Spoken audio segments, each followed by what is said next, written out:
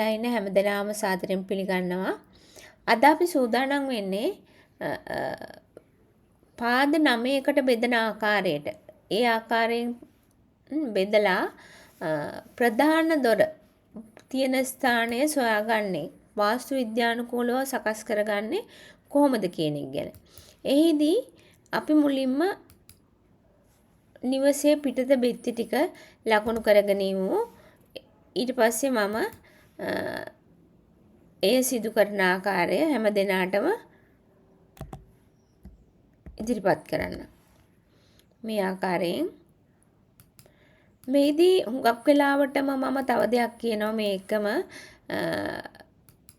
මම බොහෝ වෙලාවට පිටත බිත්ති අඟල් 9ටම ගන්නවා. සමහර වෙලාවට අපි ඉඩ ඉතුරු කර ගැනීමට සහ මුදල් ඉතුරු කර ගැනීමට භාග බිත්ති එහෙම නැත්නම් අඟල් 4මාරි බිත්ති යොදනවා. නමුත් පිටත බිත්ති විතරක්වත් අඟල් 9ට ගන්න පුළුවන් නම් බොහොම හොඳයි. මොකද අපිට ජනෙල් කණ්ඩිය ලැබෙන්නේ නැහැ. ජනෙල් කණ්ඩිය බොහොම චුට්ටක් තමයි ලැබෙන්නේ.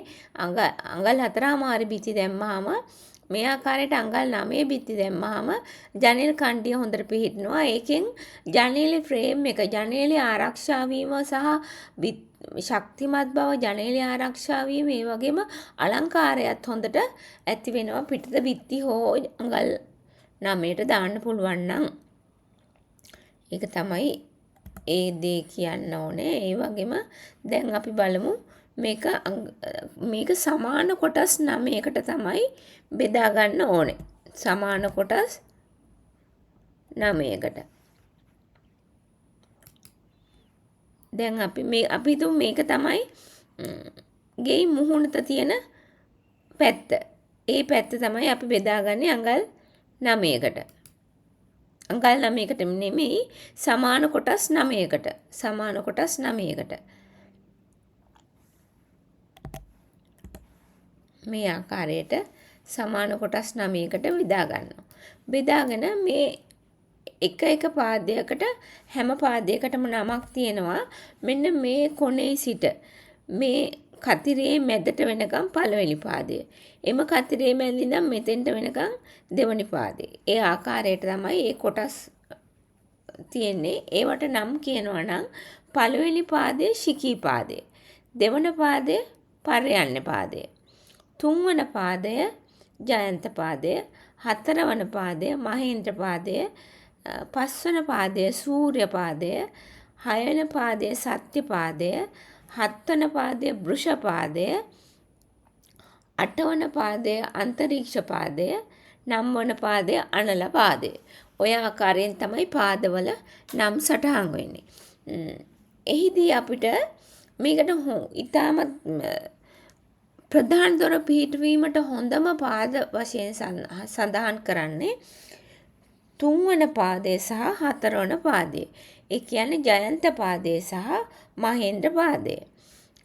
මෙතෙන්දී 1 2 3. එතකොට මේ පාදය තමයි මෙතනින් පළවෙනි පාදය, දෙවන පාදය, මෙතන ඉඳලා තමයි තුන්වෙනි පාදය පටන් ගන්නෙ. එතකොට ඒ පාදය ඒ වගේම මේක තමයි හතරවන පාදය. හතරවන පාදය ඉවර වෙන්නේ මෙතනින්. එතකොට ඒක තමයි හතරවන පාදය. දැන් මේ ආකාරයට ගත්තාම දැන් අපි ලකුණු කරපු මාක්ස් ටික අයින් කරගමු.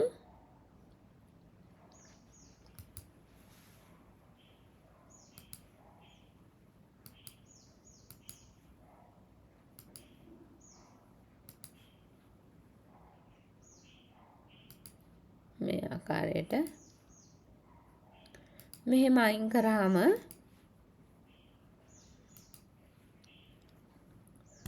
ඊට පස්සේ මෙන්න මේ අතර පරාසය තුල තමයි අපිට ප්‍රධාන දොර පිහිටවන්න හොඳම ආකාරය. අපි හිතමු මේ පැත්තෙන් කාමරයක් හෝ තියෙනවා නම් අපිට පුළුවන් හතරවෙනි පාදයේ පැත්තෙන් වැඩිපුර අරගෙන පිහිටවන්න ප්‍රධාන දොර. එහිදී අපි ප්‍රධාන දොරට පළු දෙකකට අපි ප්‍රධාන දොර බොහෝ වෙලාවට ගන්නවා. ඒක තමයි හොඳ ක්‍රමය. පළු දෙකකට ප්‍රධාන දොර ගන්න අවස්ථාවේදී අපි ප්‍රධාන දොරේ පළල තියෙනවා අඩි 4ක්.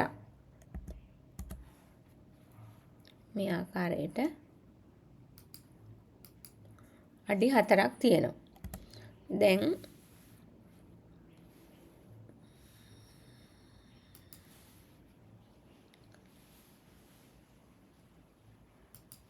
එහෙම මේ ඉර නෑනේ එතකොට.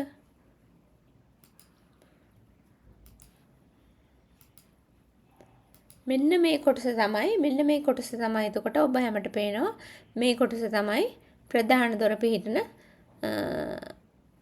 විදිය. ප්‍රධාන දොර පිහිටුවීමේ ඉතාමත් සුදුසු ස්ථානය තෝරාගත්තේ අන්න ඒ ආකාරයෙන්. දැන් අපි හැම දිනාටම පහසුවෙන් පේන්න අපි මේකට දාමු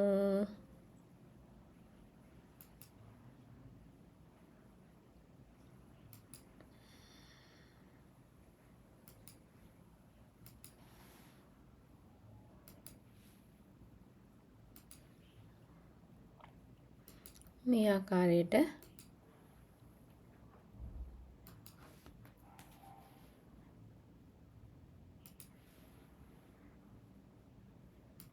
දැන් හැම දිනාටම පේනවා දොර පිහිටලා තියෙන ස්ථානය. ඒ ස්ථානය අපි සොයාගත්තේ පාද 9කට බෙදන ක්‍රමයෙන්.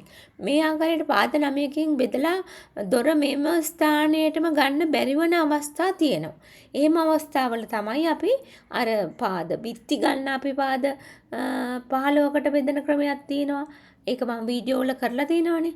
ඒ 15කට බෙදන ක්‍රමෙන්ම ඒ ආකාරයෙන් ප්‍රධාන දොර සුදුසු ස්ථානයකට හොඳ පාදයකට ගැනීම එම අවස්ථාවලදී සමහර වෙලාවට එහෙම කරනවා. මෙහෙම ගන්න බැරි අවස්ථාවලදී. එහෙමනම් මම හිතනවා මේ වීඩියෝ එක හැම කෙනෙකුටම ප්‍රයෝජනවත් වෙන්නේ නැති කියලා. එහෙම වුණා නම් ලයික් එකක් දාන්න අමතක කරන්නත් එපා.